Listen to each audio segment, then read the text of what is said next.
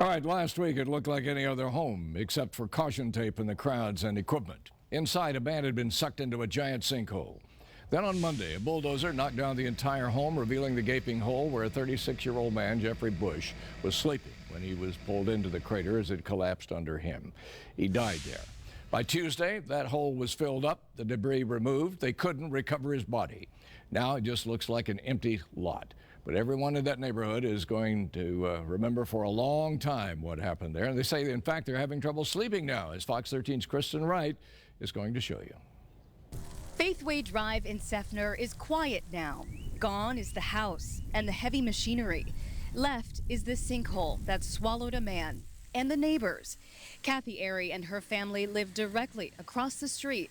Their modest home of 20 years means everything. I mean, you can look at it and it's just a small little house, but it's our home. But I don't know what the future holds. I mean, there's a helpless feeling in the neighborhood. How do you stay? How do you go? There's basically nothing we can do. I mean, our houses aren't worth anything now. The entire scope of the sinkhole still isn't known, and Jeff Bush's body is still in the ground, where it'll stay. It haunts Kathy, and suddenly so does every crack in her home and every sound that it makes. Last night I just had an anxiety attack and I couldn't sleep. So I made them keep the doors open and no fans so I could hear everything.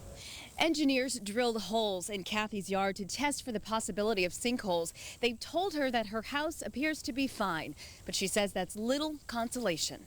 Right now, I feel half safe. Chuck Holloway bought on Faithway 26 years ago. He and his wife's first home. They raised 4 children here, the American dream, so they thought. I'm on the verge of leaving, yes. Chuck and his family live 2 doors down from the sinkhole. Their home hasn't been tested. I'll be glad to get a good night's sleep. Least little crack or noise I hear, I'm out of the bed and looking around in my house.